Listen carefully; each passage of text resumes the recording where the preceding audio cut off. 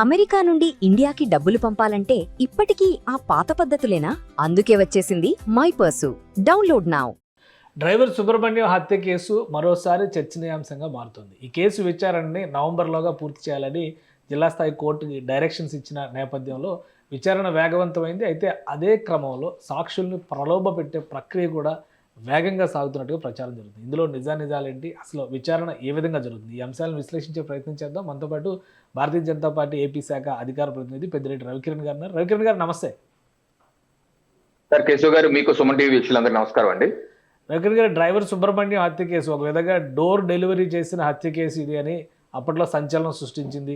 ఇప్పుడు కూటమి ప్రభుత్వం వచ్చినటువంటి క్రమంలో వచ్చే ముందర ఇచ్చిన హామీల్లో కూడా ఇది ఒక కీలకమైనటువంటిది. ఎవరైతే దళితులకి భద్రత లేకుండా చేస్తున్నారో అలాంటి వాళ్ళకి చట్టపరంగా శిక్ష పడే విధంగా చర్యలు తీసుకుంటాం అన్నారు. ఇప్పటి వరకు డెడ్ లైన్స్ వస్తున్నాయి, ప్రలోభాలు పెరుగుతున్నాయి, బెదిరింపులు జరుగుతున్నాయి అని చెప్పని వార్తా కథనాలు తెగ వస్తున్నాయి. అసలు ఏం జరుగుతుంది ఈ విచారణకు సంబంధించి? సార్ కేశవ్ గారు, అయితే ఒక కాకినాడ వాసిగా మా నగరంలో జరిగినటువంటి అత్యంత దారుణమైనటువంటి హత్య. ఎమ్మెల్సీగా వైసీపీ పార్టీ ఎమ్మెల్సీగా ఉన్నటువంటి అనంతబాబు గారు, ఆయన దగ్గర గత 10 ఏళ్ళుగా చిన్నప్పటి నుంచి పనిచేస్తున్నటువంటి డ్రైవర్ సుబ్రహ్మణ్యం. ఆ డ్రైవర్ సుబ్రహ్మణ్యం కుటుంబ సభ్యులు కూడా నాకు తెలుసు. నేను గతంలో కూడా అపార్ట్మెంట్ లోనే శంకర్ టవర్స్ లో ఉండేవాడిని. సో అయితే అతన్ని అత్యంత కిరాతకంగా బాడీ మీద 30 పైగా గాయాలు ఉంటావు. అంతర్గతంగా కూడా మూడు కన్నా ఎక్కువ మేజర్ ఇంజరీస్ ఉన్నాయి అంతర్గతంగా. దానికి కారణంగా చనిపోయని చెప్పి ఆ రోజు ఎస్పీ రవీంద్రబాబు గారు, ఆ రోజు ఎస్పీగా ఉన్న రవీంద్రబాబు గారు కూడా చెప్పడం జరిగింది. సో ఇంత దారుణమైన గంట చంపేటమే కాకుండా ఇంటికి తీసుకెళ్లి డోర్ డెలివరీ చేయటం, దీని ఆ రోజు రాష్ట్రంలో సంచలనం. దాన్ని వైసీపీ పార్టీ మీద ప్రజలకి విపరీతమైన కోపం రాటాకి వైసీపీ పార్టీ చిత్తుగా ఓడిపోట కారణం ఒక 4-5 మేజర్ ఇన్సిడెంట్స్ అనుకుంటే ఇది దానిలో one of the major incident అండి. ఒకటి, నేరం జరగటం వేరు, నేరానికి మద్దతుగా ఆ రోజు ప్రభుత్వం వైసీపీ పార్టీ నిలవటం ఇది ప్రజలు జీర్ణించుకోలేకపోయారు. ఎందుకంటే వైసీపీ పార్టీలో ఈ రోజు వరకు అతను వైసీపీ పార్టీలో కొనసాగుతున్నాడు, వైసీపీ పార్టీ ఎమ్మెల్సీగానే కొనసాగు ఈ రోజు కూడా. అలాగే ఆ రోజు జైల్లో ఉన్నప్పటికీ కూడా ఎమ్మెల్సీగా వైసీపీ పార్టీగా క్యాండిడేట్ గానే కొనసాగుతున్నాడు. కొన్ని ఎలా ఉంటాయంటే పార్టీ నుంచి సస్పెండ్ చేస్తారు, లేదా వైసీపీ ఎమ్మెల్సీగా కొనసాగుతారు. ఎమ్మెల్సీకి రాజీనామా చేసి లేదా స్పీకర్ రద్దు చేసేంత వరకు అది అవ్వదు.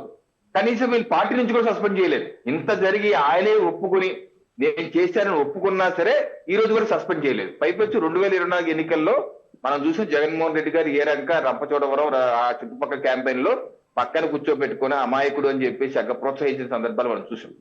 అయితే ఇప్పుడు కొసమేరిపోయిందంటే ఈ రోజు రాష్ట్రంలో మా ఎన్డీఏ ప్రభుత్వం ఉంది. నిన్న ఈ రోజు ప్రధాన దినపత్రికలు చూస్తుంటే ఆయన ఎమ్మెల్సీ అనంతబాబు ప్రభుత్వం వచ్చిన సంవత్సరాల పాటు బయట తిరిగాడు. సుప్రీంకోర్టులో ఉంది కేసు. సుప్రీంకోర్టు ఆ రోజు అడిగింది, ఎందుకు మీరు విచారించట్లేదు అని నిలదీస్తే నవంబర్ 28కు ఇది డెడ్ లైన్ ఇచ్చింది. ఈ సంవత్సరం 2020 మీరు విచారణ పూర్తి చేయాలని. అప్పుడు అతను సాక్షులు బెదిరించడాన్ని బయటపట్టి ఏప్రిల్ 25న ఎప్పుడో ఆయన్ని మళ్ళీ ఉన్న బెయిల్ ని క్యాన్సిల్ చేసి జైల్లోకి పెట్టారు. అయితే దీనికి రోజువారీ హీరింగ్ జరుగుతుంది. కేసుని రాజమండ్రి కోర్టు చర్చగా పూర్తి చేయాలని చెప్పి సాక్షులు కూడా విచారిస్తుంది. అయితే నిన్న ఈ రోజు ప్రధాన దినపత్రికల కథనాల్లో ఇది మేజర్ గా తెలుగుదేశం పార్టీ అనుకూల పత్రికలుగా ఉన్నటువంటి దినపత్రికల్లో ఏమొచ్చిందంటే నిన్న పత్రికలో అనంతబాబుకి ఏదో వెన్నునొప్పో లేకపోతే గ్యాస్ట్రిక్ ప్రాబ్లం ఏదో వచ్చిందని, ఆయనకి మెరుగైన సౌకర్యాలు కావాలని చెప్పి జనసహజం అడుగుతారు. కోర్టుకు పిటిషన్ వేయటం, కోర్టు ఆయన్ని ఒకసారి మొత్తం మెడికల్ టెస్ట్ చేయమని కాకినాడ జీజీహెచ్ కి పంపించింది. కాకినాడ జీజీహెచ్ లో ఒక వైద్యుల బృందం, ఎవరాళ్ళు medicine associate professor doctor V Kiran గారు, డాక్టర్ రాజ్ కిషోర్, సాయినాథరావు, డైటీషియన్ సురేంద్ర బాబు, వీళ్ళందరూ ఒక నివేదిక కోర్టుకి ఇచ్చారు. ఆ నివేదిక చూస్తే చాలా ఆశ్చర్యంగా విడ్డూరంగా ఉందండి. వాళ్ళు ఏమన్నారంటే 2400 నుంచి 2500 హై క్యాలరీ ఫుడ్ ఈయనకి ఇవ్వాలి, ఎవరికి అనంతబాబు గారికి. మళ్ళీ 80 గ్రాముల ప్రోటీన్ కంపల్సరీ ఇవ్వాలి. బ్రేక్ఫాస్ట్ ఏం పెట్టాలంటే ఇడ్లీ, 100 ml పాలు, ఒక ఉడకబెట్టిన గుడ్డు.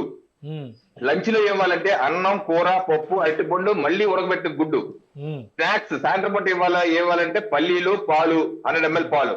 రాత్రి భోజనంలో మళ్ళీ అన్నం, కూర, పప్పు, మళ్ళీ ఉడకబెట్టిన గుడ్డు. అంటే రోజుకు రెండు సార్లు పాలు, 3 సార్లు గుడ్డు, ఏమి డైట్, ఇది మంచి బలవంతం. ఇల్లు కన్నా గుడి పదిలో అంటారు పాత మాట, బహుశా ఇల్లు కన్నా జైలు పదిలో అన్నది ప్రస్తుత మాటలా ఉంది. ఇప్పుడు అంతా మీ ప్రభుత్వమే ఉంది మరి. ఈ నిర్ణయాల్ని ప్రభుత్వ పక్షాన చూడాల్సిన నిర్ణయాలు, లేదా ప్రభుత్వ ఆసుపత్రే కదా నివేదిక ఇచ్చేది, డాక్టర్స్ ఇచ్చింది. సో ఎవరిని బ్లేమ్ చేయాలి? జనం అందరూ ఏంటంటే నిజంగానే ఆశ్చర్యంగా చూస్తున్నారు. ఇంత సౌకర్యం, ఇది ఎమ్మెల్సీ డైటా, ఎమ్మెల్సీ ఫెసిలిటీసా, లేదా ఆ పదవిలో ఉన్నారు కాబట్టి అలా గౌరవంగా చూసుకోవాలా ఏంటి, అట్లాంటివి ఏమైనా ఉన్నాయా? అది కాకుండా మంచి పొరుపు, మంచి దిండు, ఇవన్నీ అంటే సకల సౌకర్యాలు, బెడ్, ఫుడ్, గుడ్డు, ఇవన్నీ హ్యాపీగా పెట్టమని చెప్పి నివేదిక ఇవ్వటం, కోర్టు వారు కూడా ఆశ్చర్యపోయి డాక్టర్ జైలు సిబ్బందికి, రాజమండ్రి జైలు సిబ్బందికి ఇచ్చారట, మీరు అలా ప్రొవైడ్ చేయగలరా, మీ వల్ల వద్దా అని చెప్పి అడిగారట. అంటే ఏం జరుగుతుంది ఈ వెనకాల, దానికి కొనసాగింపు ఈ రోజు మళ్ళీ కథనం ఏంటి, ఏ సాక్షుల్ని బెదిరిస్తారా అని చెప్పేసి బెయిల్ కూడా క్యాన్సిల్ చేసి మళ్ళీ జైల్లో తోశారో, అదే విధంగా మళ్ళీ సాక్షుల్ని, ఎందుకంటే వేగంగా విచారణ జరుగుతున్న సాక్షుల్ని బెదిరిస్తున్నారు.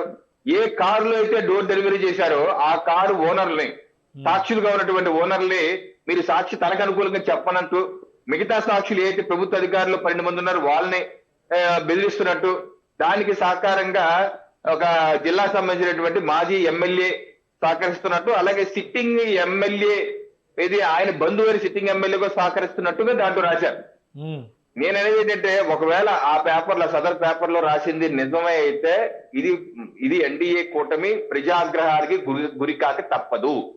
ఎందుకంటే ఈ రోజు ఎన్డీఏ కూటమి రాటాకి నేను ఇందా చెప్పినట్టు one of the main reasons ఈ కేసు, అత్యంత దారుణమైన ఈ కేసు. దళితుడిని ఏ రకంగా చంపి డోర్ డెలివరీ చేయటమే కాకుండా ఆ రోజు కూడా జైల్లో ఉండి సకల సౌకర్యాలు పొందాడు. ఈ సదర అనంతబాబు కాకినాడ సెంట్రల్ జైల్లో ఉండి సకల సౌకర్యాలు పొందాడు. అంటే అప్పుడు 2022లో జరిగింది. అప్పుడు ప్రభుత్వం, వైసీపీ ప్రభుత్వం ఉంది కాబట్టి అనుకూల నిర్ణయాలు తీసుకున్నారంటే అనుకోవచ్చు. ఇప్పుడు ఎన్డీఏ ప్రభుత్వం వచ్చినాక ఏ నేరాలు అయితే జరిగిన దళితులకు రక్షణ లేదని చెప్తూ వచ్చారో, ఇప్పుడు కూడా ఈ సకల సౌకర్యాలు అంటే ప్రజలు గ్యారంటీగా తిరస్కరించేటువంటి అవకాశం ఉంటుంది. తప్పనిసరిగా ఇది బ్యాడ్ సిగ్నల్, ఇది పోతే రాంగ్ సిగ్నల్ వెళ్తుందండి. ఎవరు చేస్తున్నారు ఇది? డెఫినెట్ గా ప్రభుత్వ పెద్దలు కూడా దీని మీద దృష్టి పెట్టాలి. ఎందుకంటే చిన్న కేసు కాదు, పెద్దలందరూ, రాష్ట్రంలో ప్రజలందరూ చూస్తున్నటువంటి కేసు. వైసీపీ ప్రభుత్వ హయాంలో అతన్ని పెళ్లి కొడుకులా చూసుకున్నారు.